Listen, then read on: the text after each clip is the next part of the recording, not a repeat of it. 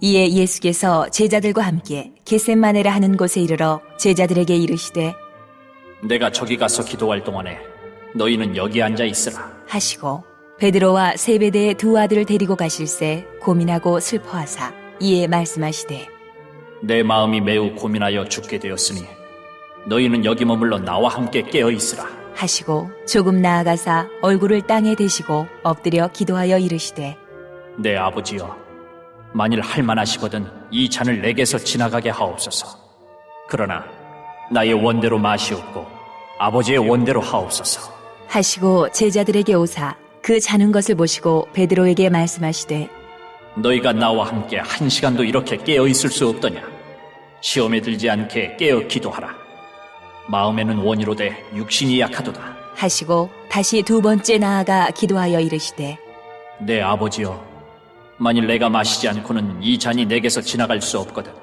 아버지의 원대로 되기를 원하나이다 하시고 다시 오사 보신즉 그들이 자니 이는 그들의 눈이 피곤함일러라.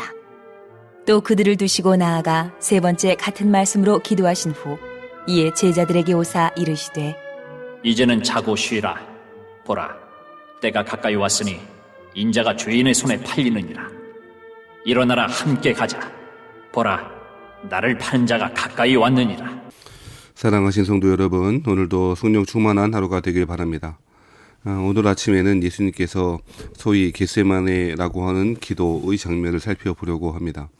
예수님은 제자들과 함께 겟세마네라고 하는 곳에 이르러서 제자들에게 거기 동안 예수님께서 기도할 동안에 너희는 여기 앉아 있으라라고 말씀하셨고 베드로와 세베대의 아들 야고보와 요한 이 세 명을 데리고 가셔서 그곳에서 기도하는 장면을 오늘 이야기하고 있습니다.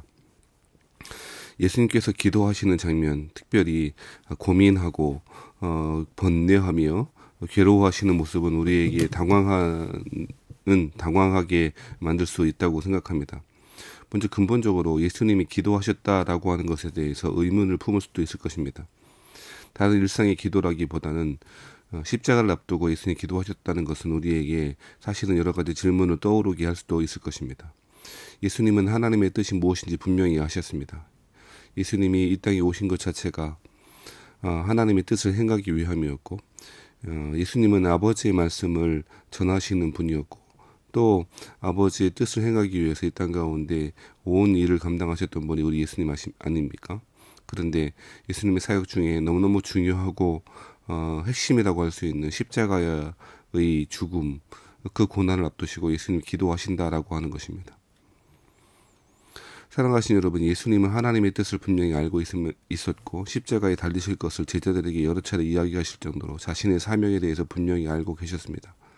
하지만 이 겟세마네에서의 예수님의 모습은 마치 아버지의 뜻을 알지 못하거나 혹은 그 아버지의 뜻을 돌이키기 위한 그런 목적이 아닐까 싶을 정도로 예수님은 고민하고 괴로워하고 계십니다.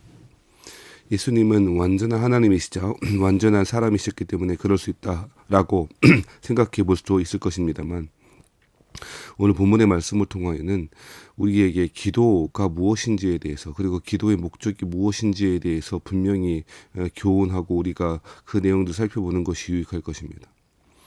우리의 기도는 그 기도의 목적은 무엇인가를 이루려고 하는 그리고 그것은 우리의 대부분의 욕망일 텐데요. 우리의 욕망을 이루려고 하는 도구로 기도를 삼는 것 같습니다. 즉 기도의 목적이 우리의 소원을 이루는 것, 우리의 욕망을 이루는 것으로 그렇게 이해하고 있는 것 같고 실제로 많은 사람들은 그렇게 기도하는 것 아닐까 생각이 듭니다.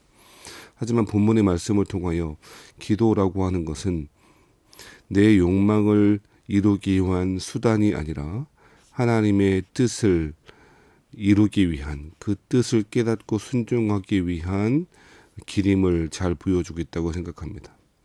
기도는 내 뜻이 아니라 하나님의 뜻이 이루어지고 그 뜻을 발견하고 이루어지기 위하여 내 의지와 내 뜻을 하나님께 굴복시키는 과정이다라고 이해하면 좋겠습니다.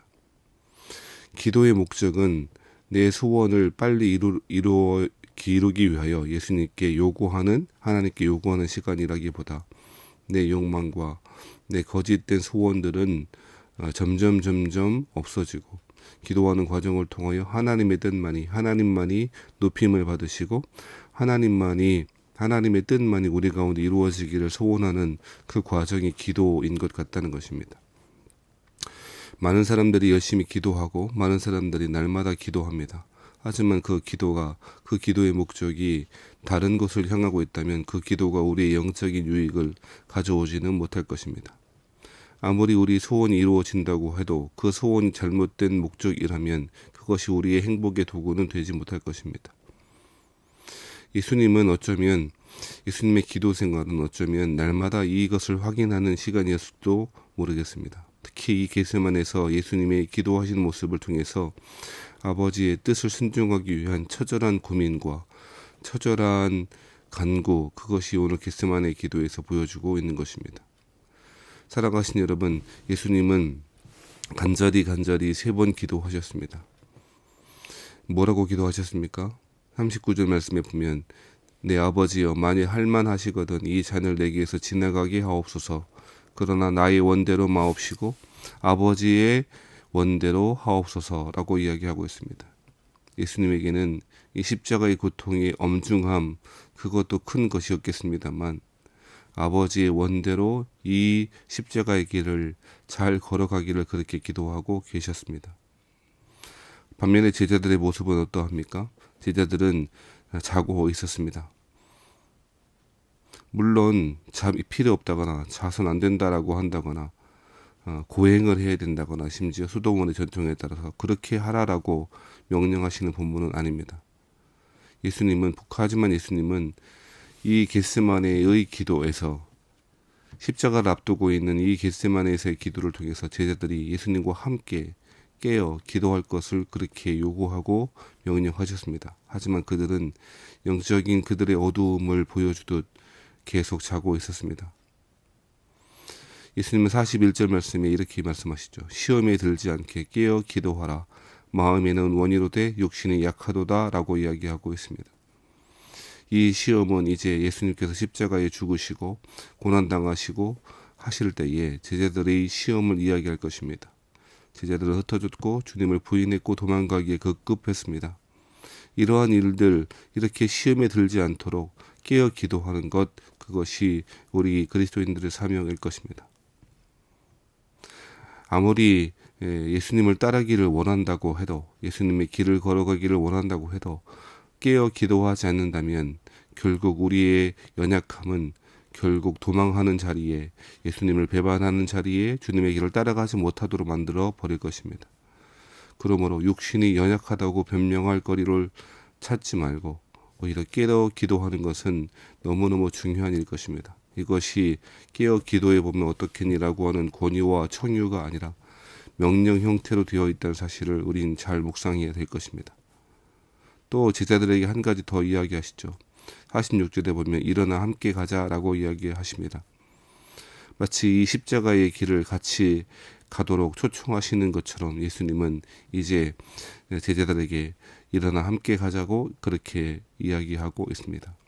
이 두 가지 명령, 즉 깨어 기도하라, 또 함께 가자라고 하는 이 명령은 매우 중요한 명령일 것입니다. 제자의 길을 가는 동안에 우리에게 너무너무 필요한 명령일 것입니다. 깨어 기도함으로 주님과 함께 십자가의 길을 잘 가는 것, 그것이 우리 그리스도인들 제자들의 길일 것입니다. 안타깝게도 여러분 잘 알고 계시는 대로 이 제자들은 깨어 기도하지도 않았고 일어나 함께 가지도 못했습니다. 이 제자들의 실패를 교훈 삼아 우리는 이 말씀을 생명처럼 여기고 마치 주님이 홀로 기도하도록 내버려 두지 않겠다라고 결단하듯 언제나 영적으로 육적으로 깨어 하나님의 뜻을 구하며 십자가의 길을 잘 걸어가시는 저와 여러분 되시기를 바랍니다.